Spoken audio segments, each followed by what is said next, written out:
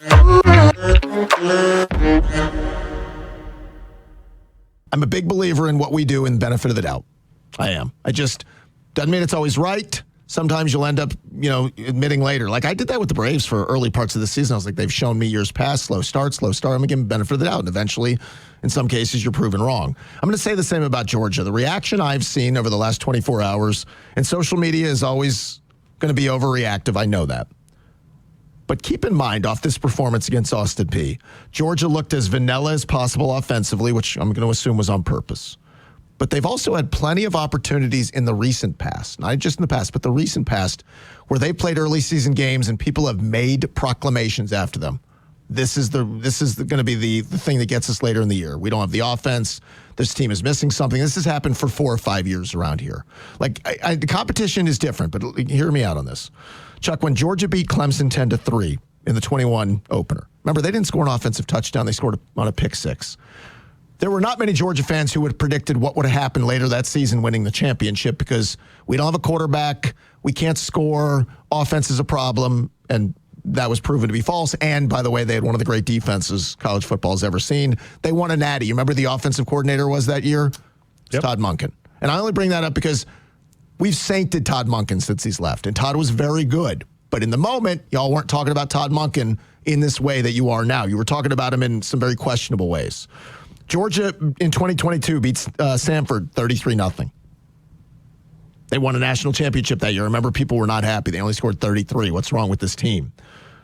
Georgia's had those games. They beat Kent. Remember they beat Kent State 39-22. I distinctly remember coming in on that Monday and people were like, something's off with this team. I think it was 2 years ago the big problem was, what about the slow starts? Why the slow starts on offense? That was last year, too. Oh, okay. But in that year, that was a year that you had a Heisman Trophy finalist at quarterback and you won a national championship, and people were still pushing the panic button in those moments. And here we are again.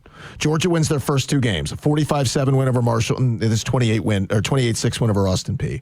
So quick math, 2 games, small itty-bitty sample. They've scored 37 points a game in their first 2 under the OC that most Georgia fans are not a big believer in. I mentioned the Samford year, the Kent State year, and the Savior at OC, and I love Todd Monken. They scored 36 a game in those 2, and people in the moment were doing the same thing they're doing now. I'm just saying, don't overreact to these things. There's so much about these games that we don't know. How much was implemented offensively, what they were looking for. I won't completely ignore it either. We just played a Kirby Smart piece of audio where he said, I need to see the gunner I'm seeing in practice on the field on Saturday. So it's not something to ignore. It's just you don't want to apply this is what it's going to be.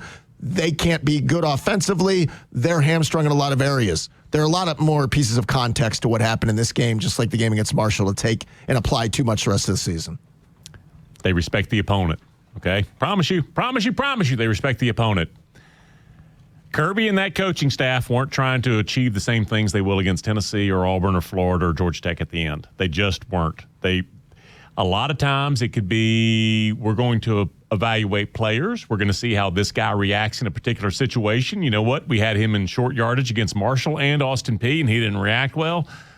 A lot of times in a game where and God knows Nicholls State almost happened, but a lot of times when you have a situation where this is the type of matchup you have on a Saturday, you don't coach it the same, not even close. It's almost like a preseason game in the NFL. That's exactly right. I'm not ignoring some things here. I'm telling you, Kirby Smart was very clear. Gunner's got to let it rip. Gunner's got to be more like we've seen in practice. But this is like when we analyze or overanalyze offensive coordinators and play calls. We have no idea what the play calls were. I have no idea what they put in that game plan that would not be something they'd want to show to Tennessee or not something I want to show to anybody else. So there's a lot of context in that. And the end of the half was disturbing when they couldn't score against Austin Peay on Saturday.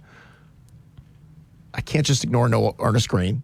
They obviously like Juan Gaston. They started him, and they were shuffling pieces all around that offensive line. And for further context, as I said, Gunner's got to press the button a little bit. He made 2 throws that Cash Jones could have caught that ball for the touchdown. The ball was right in the basket of Zachariah Branch. Maybe there was a finger that got on it that affected it too. Let's see. I'm very curious about Tennessee. We will come in here next week with a much better idea, not the full idea, but a much better idea of what this team will look like offensively, how many more chances they take, how much they push the ball down the field, how much more they're willing to get other guys involved. I think it'll look completely different from a game plan standpoint than it did against Austin Peay, and that's on purpose. Remember, I think it was the Auburn game maybe last year. I realized that Auburn could have made its season. All Kirby could do in the game against Auburn was tick off the fans about not stretching it out or getting on them earlier. Or I was like, they still won and they played well and they were at the demands.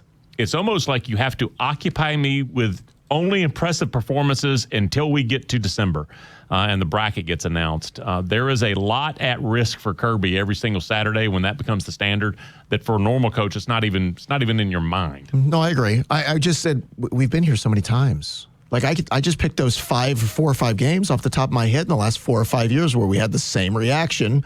And at some point you'll be right if you say it after a less than impressive game against Kent State or against Samford or against Austin Peay. But this team has proven you wrong so many times if you press the panic button in those spots. Now, last year, the offense never got right. There are a lot of factors to it.